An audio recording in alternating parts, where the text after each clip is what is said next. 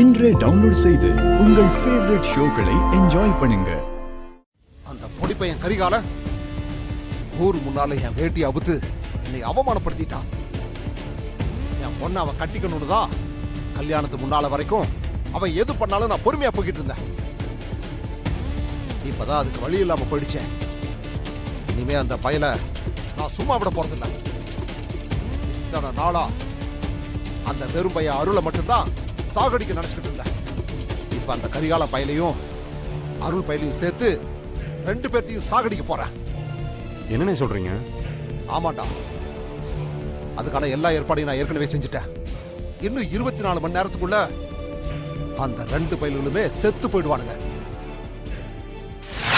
Time வர ஆயிட்டே இருக்கு. டைம் முடிஞ்சிச்சுன்னா ஒண்ணுமே பண்ண முடியாம போயிடும். 2 கோடி ரூபாய் கையை விட்டு போதே.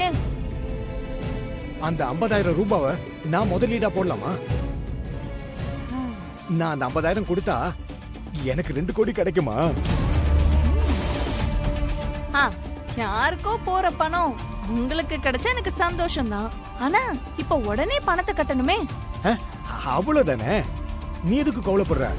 இரு, நான் இப்போ போய் எடுத்துட்டு வரேன்.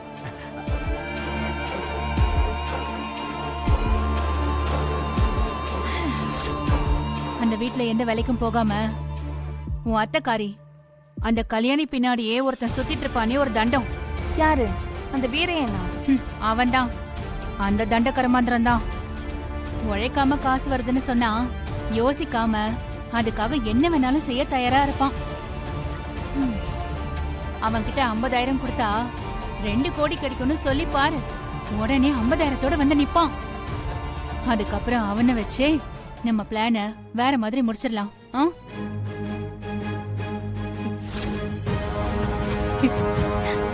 கனகா சொன்ன மாதிரியே தான் இந்த ஆளும் இருக்கான். இந்த வீட்ல இருக்கிற எல்லாரையும் பத்தி கரெக்டா தெரிஞ்சு வச்சிருக்காளே இந்த கனகா. யமகாதிதான்.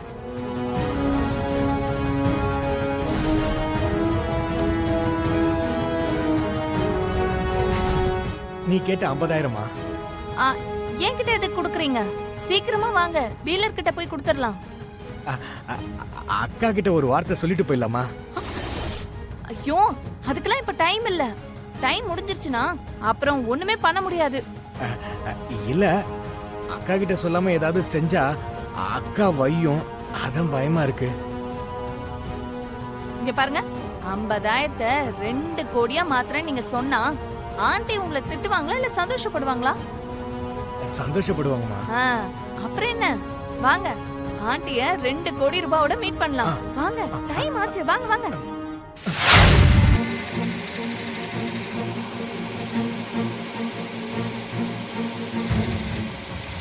டேய் வாங்கடா.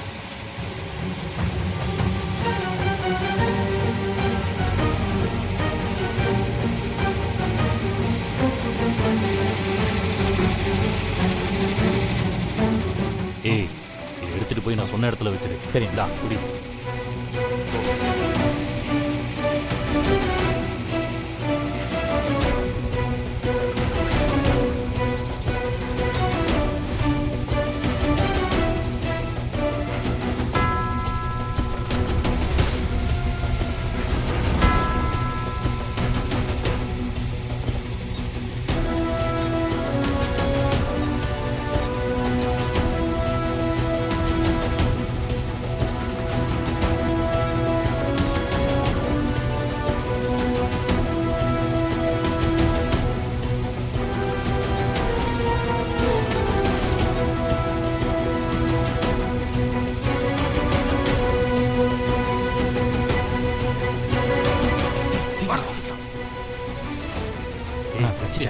பாம் ஆன் பண்ணிட்டேன்.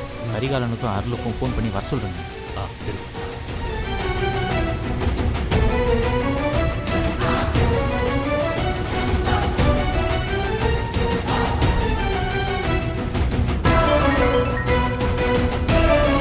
ஹலோ, சொல்லுங்க.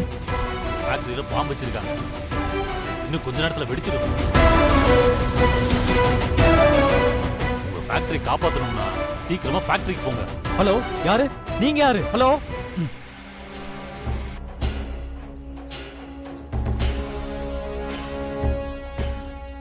ஃபேக்டரியில பாம்பு வச்சிருக்காங்களா? வேலை பார்க்கறவங்க யாருக்கும் எதுவும் ஆயிடக்கூடாது. முதல்ல அவங்கள காப்பாற்றணும்.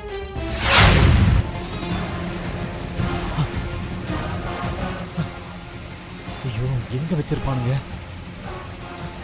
டேய் கரிகாலா, ஏய் அருளு, நீ எங்கடா இங்க? ஃபேக்டரியில பாம்பு இருக்குன்னு ஃபோன் வந்துச்சு. எனக்கும் அப்படிதான் ஃபோன் வந்துச்சு. ஆனா ஃபோன் பண்ணது யாருன்னு கேட்ட சொல்ல மாட்டேன்ட்டான். போனை வச்சுட்டான். அவங்க சொன்னதெல்லாம் உண்மையா பொய்யான்னு ஒண்ணுமே தெரியல. இப்ப என்ன பண்றது? அதை யோசிச்சுட்டு இருக்கிறதுக்கு இப்ப நேரம் இல்லடா. உண்மையா இருந்தா அத்தனை பேர் வேலை செஞ்சுட்டு இருக்காங்க. அவங்க எல்லார் உயிரும் போயிரும்டா. ஆமா, நானும் அந்த பயத்துல தான் வந்தேன். முதல்ல உள்ள இருக்கிறவங்க எல்லாம் வெளியே அனுப்பிட்டு அதுக்கப்புறம் பாம்பு எங்க இருக்குன்னு தேடலாம். ஆனா வேலை பார்க்குற யாருக்கும் இந்த விஷயம் தெரிய வேணாம். வேற ஏதாவது காரணத்தை சொல்லி அவங்கள வெளியே அனுப்பிடலாம். சரி சரி வா.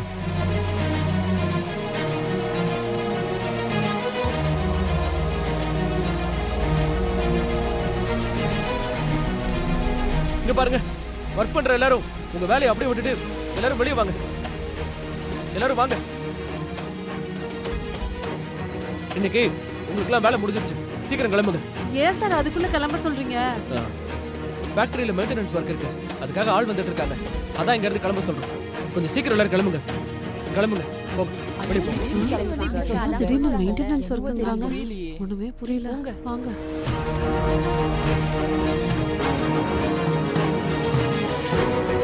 டேய், எல்லாரும் போயிட்டாங்க. அந்த பாம்பு எங்க வச்சிருக்காங்கன்னு நம்ம தேடி பார்ப்போம். நீ அந்த பக்கம் போய் பாரு.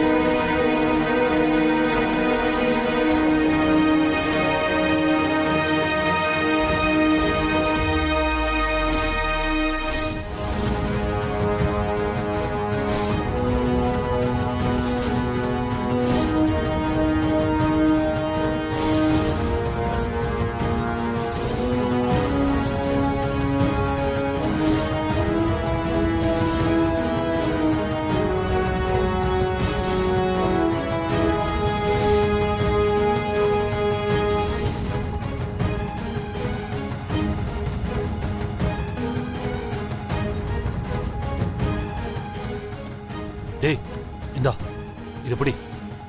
ஏய் இந்தாடா.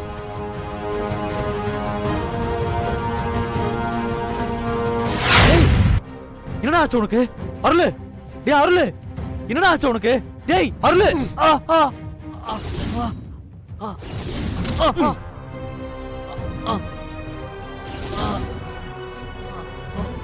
டேய் வாங்கடா.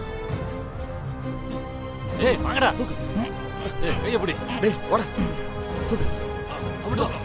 தூக்கு மெதுவா மெதுவா தூக்கு.